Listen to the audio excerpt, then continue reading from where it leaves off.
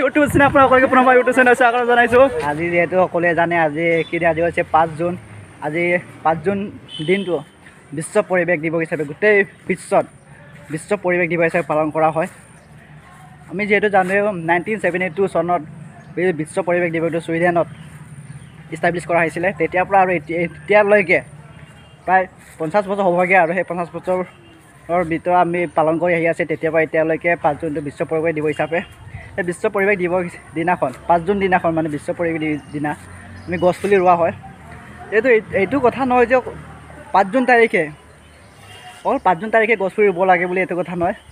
আমি যেতিয়াই পাৰোঁ যিমান পাৰোঁ সিমানখিনি গছপুলি ৰুব লাগে। গছপুলি আকৌ ৰুলেই নহ'ব, গছপুলিটো ভালদৰে আমি চোৱা চিতা কৰিব লাগিব, পানী দিব লাগিব, জেওৰা মাৰিব লাগিব যাতে গৰু ছাগলী খাব নোৱাৰাকৈ। আমি ভালদৰে এইটো গছপুলিটো চোৱা চিতা কৰিব লাগিব সৰুৰ পৰা ডাঙৰ হোৱালৈকে। গছপুলি ৰুই যদি মৰি যায় সেই গছপুলিটো নোৰোৱাটোৱে বেছি ভাল আছে। গছপুলি মৰিবৰ কাৰণে ৰুব নালাগে, জীয়াবৰ কাৰণে গছপুলিটো আমি ৰুব লাগে। সেয়ে আমি অকলে জানো যে গছ থাকিলে মানুহ থাকিব, গছ থাকিলে আমি থাকিব, গছ থাকিব লাগিব, পৰিৱেশটো সদায় সেউজীয়া হৈ থাকিব লাগে। যেতিয়া মানুহৰ স্বাস্থ্যও ভাল হৈ থাকিব, মানুহ থাকিব, জীয়াই থাকিব পাৰিব। যিহেতু আমি জানো যে প্ৰদূষণটো কিমান বাঢ়ি গৈ আছে, সেই উপলক্ষে আমি বিশ্ব পৰিৱেশটো পালন কৰা হৈছে। এতিয়া আমাৰ কলেজত যাব লাগিছে আৰু আমাৰ যিটো NSS আমি এটা আমাৰ থিম এটা আছিলে, আমাৰ গ্ৰুপ এটা আছিলে NSS বুলি। 30 জন আছে আমাৰ NSSত, 30 জন আমাৰ সদস্য আছে NSSত। আমাৰ 30 জন আমাৰ ছাৰে আমাক এটা গ্ৰুপত 3 জনক আমাক ভাগ কৰি দিয়া হৈছে। এটা গ্ৰুপে এজোপাকৈ গছপুলি ৰুব। এইটো ভালদৰে আৰু সেই গছপুলিটো আমাৰ গ্ৰুপত সৰুৰ পৰা ডাঙৰ হোৱাকৈ গছপুলিটো আমাৰ যিহেতু 3 জন গ্ৰুপ আছে, 3 জনটো চাব লাগিব। সেইকাৰণে আমাৰ NSS টিমটো আমি NSS কেম্প গৈছিলোঁ। যদি আপোনালোকে মোৰ NSS কেম্প ভিডিঅ'টো যোৱা ভিডিঅ'টো ডিছক্ৰিপশ্যনত তলত মই লিংকটো দি দিম। সেই লিংকত গৈ ক্লিক কৰক আৰু আমাৰ NSSৰ আমি যিটো তৰাজান গাঁৱলৈ গৈছিলোঁ NSS 5 দিন এটা কেম্প লৈ কিনি সেইটো ভিডিঅ'টো চাওক আৰু ভালকৈ লাইক কৰক। এতিয়া তেনেহ'লে ভিডিঅ'টো এতিয়া আৰম্ভ কৰোঁ। এতিয়া কি কৰিম সেইখিনি আমি কেনেকৈ গছপুলিটো ৰুম আমি কেনেকৈ আমি এইটো ৰুম এইটো আপোনালোকে দেখুৱাম আৰু আমাৰ কলেজত কি হ'ব সেইখিনি আজি অকণমান দেখুৱাম। তেনেহ'লে ব'লা আমি ভিডিঅ'টো আৰম্ভ কৰোঁ। এতিয়া আহিছোঁ কলেজৰ পৰা। আমি এইটো এখন স্কুলত গছ ৰুবলৈ আহিছোঁ। তাৰপিছত আমাৰ পিছপিনে আছে আমাৰ NSS, আমাৰ জোনাই টাউন হাই স্কুলত গছপুলি ৰুবলৈ আহিছোঁ। ইপিনে আছে আমাৰ NSS ইউনিট, আমাৰ NSS টিমটো আছে। এতিয়া আমি ৰুবলৈ গৈ আছোঁ। এতিয়া আমাৰটো ৰোৱা হ'ব, তো বাকীবোৰ ৰুই আছে আৰু এতিয়া আমি ৰুম। আমাৰ গ্ৰুপটো আমাৰ 3 জন আছে। আমি ইপিনে আছে আমাৰ গ্ৰুপ আছে, ইপিনে পাছপিনে আৰু ইপিনে আছে আমাৰ ৰবিভাই আছে। এইটো আমাৰ টুম, এইটো গছপুলি কি গছপুলি হয়? জামু গছপুলি ৰুম আমি, জামু গছপুলি। আমাৰ গ্ৰুপটো ভিডিঅ'টো বনাই থৈ লওঁ নাই এইটো তলত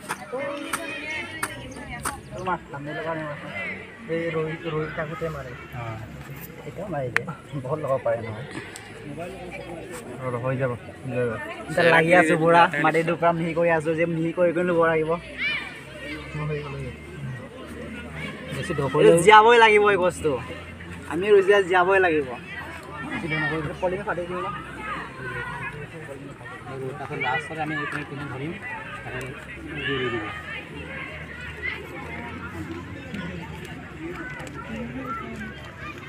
গছপুলি ৰুইছে বুলি ৰুলেই নহ'ব,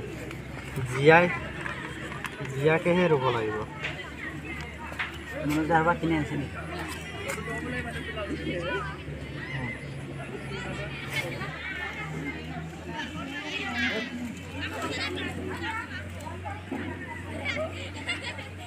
মই শেষ কৰিব নোৱাৰোঁ।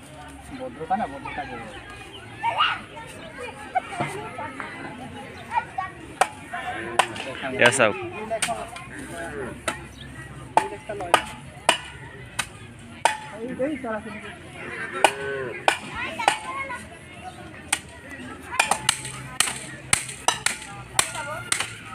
পানী দিবলৈ আহিব লাগে।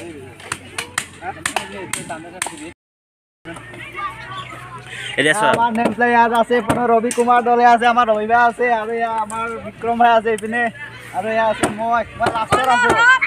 আমাৰ গছপুলি ৰোৱা ইয়াত আমি ৰুইছোঁ গছপুলিটো, জীয়াবই লাগিব গছপুলিটো। মই ইয়াত বান্ধি ল'ম আকৌ। এতিয়া আমাৰ বান্দা মেলা কাম চলি আছে।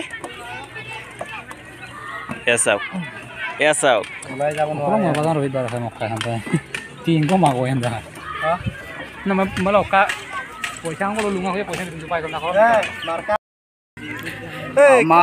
আমাৰ গছ পুলি ৰোৱা কমপ্লিট হৈ গ'ল এতিয়া আমাৰ গছ পুলি আমি জামু গছ ৰুইছোঁ জামু গছ পুৰা কমপ্লিট হৈ গ'ল এতিয়া আমাৰ এইফালে ৰবি ভাই আছে ৰবি ভাই ক'ব বৈশ্য পৰিব দিবৰ বিষয়ে এতিয়া কিবা ৰবি ভাই কিয় পালন কৰা হয় কি কি কৰিব লাগে বিশ্ব পৰিৱেশ দিৱস উপলক্ষে পালন কৰাৰ মূল উদ্দেশ্য হৈছে আমাৰ প্ৰতিজন মানুহক বিশ্ব পৰিৱেশৰ ওপৰত জনোৱা বা ইয়াক ভালকৈ সজাগতা অনাৰ ক্ষেত্ৰত এই দিৱসটো পালন কৰা হয় এই প্ৰতি বছৰে একোটা মূল বিষয়বস্তু হিচাপে লৈ পৰিৱেশ দিৱসটো উদযাপন কৰা হয় এইবাৰৰ মূল বিষয়বস্তু হৈছে অনলি ওৱান আৰ্ট এইটো হৈছে মূল মাত্ৰ এখন পৃথিৱী বিশ্ব পৰিৱেশ দিৱসৰ মূল মন্ত্ৰটো লাগিব বিষয়বস্তুটো আজি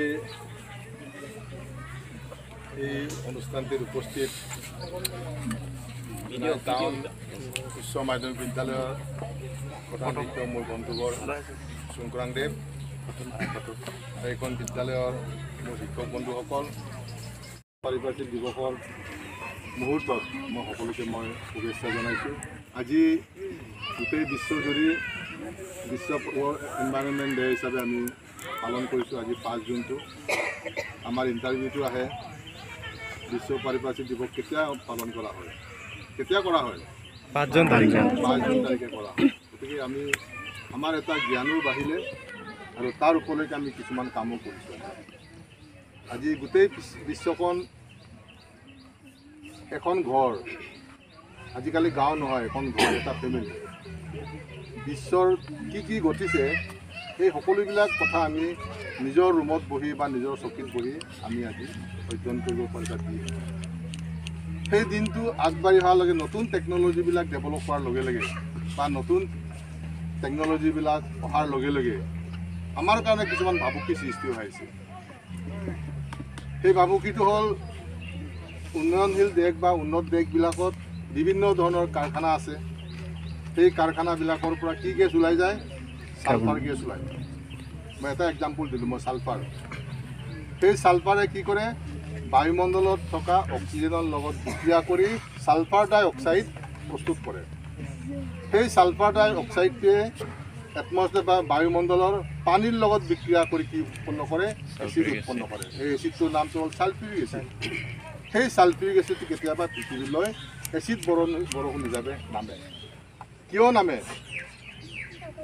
কাৰণটো হ'ল আমাৰ পৰিৱেশটো প্ৰদূষণ হৈছে আৰু সেই প্ৰদূষণবিলাকৰ একোটা প্ৰদূষক হ'ল ছালফাৰবিলাক হ'ল কাৰ্বন মন'ক্সাইড ইত্যাদি বহুত বিভিন্ন আছে আমি এই নদীখন আমি দেখিছোঁ সেই নদীত আমি গোটেই জাবৰবিলাক ইয়াত পেলাব নালাগে বিজ্ঞানে নকয় তাত পেলাব লাগে কিন্তু আমি পেলাওঁ কিয় পেলাব নালাগে পেলাই দিয়াৰ লগে লগে সেই পানীখিনি প্ৰদূষণ হ'ব বিভিন্ন ধৰণৰ বীজাণু তাত সৃষ্টি হ'ব সেই পানীখিনি আমি কাপোৰ ধুলে বা গা ধুলে বা খালে বা কিবা এটা কামত যদি ব্যৱহাৰ কৰোঁ তেতিয়াহ'লে বীজাণুবিলাক সংক্ৰমিত হয় আমাৰ গাত সোমাব সেইকাৰণে নদী দেখিলে যে লেতেৰা বস্তু পেলাব লাগে সেইটো মানে নহয় গতিকে বায়ু প্ৰদূষণটো আমি বচাব লাগিব পানী প্ৰদূষণ বচাব লাগিব শব্দ প্ৰদূষণ মানে কি চিঙৰ বাকৰ পৰা হুলস্থুল কৰা তোমাৰ চিঙৰ বাকৰটোৱে হুলস্থুলটোৱে অন্য এজনক কি কৰে আঘাত কৰে যাতে আঘাতটো সৃষ্টি হ'ব নালাগে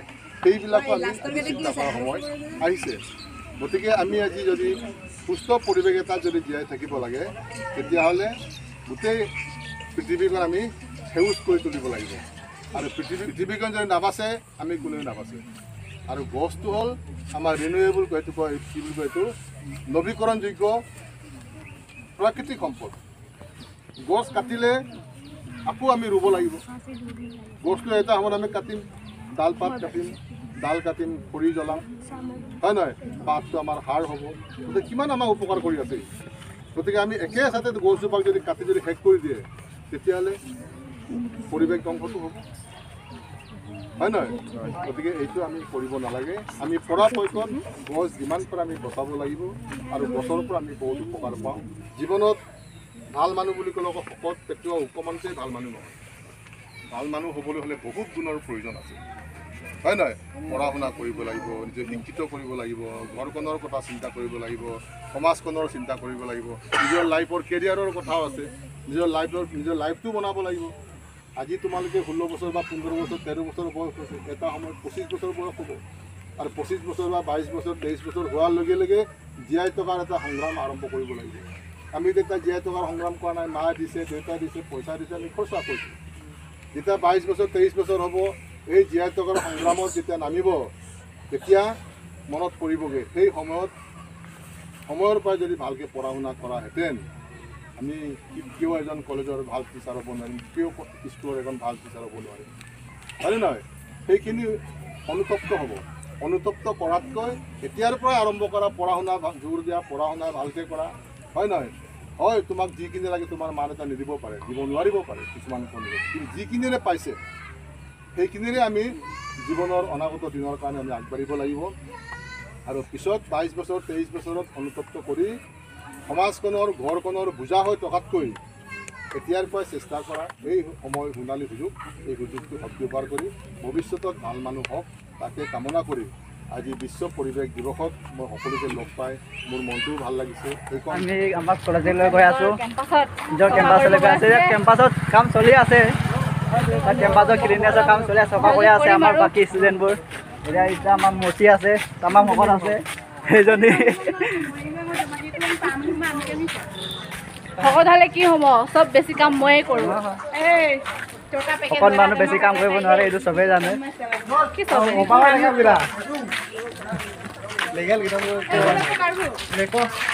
আমাৰ যে NSSৰ 30জনীয়া এটা দল আছে, 30জন আছিলে আমাৰ গ্ৰুপত।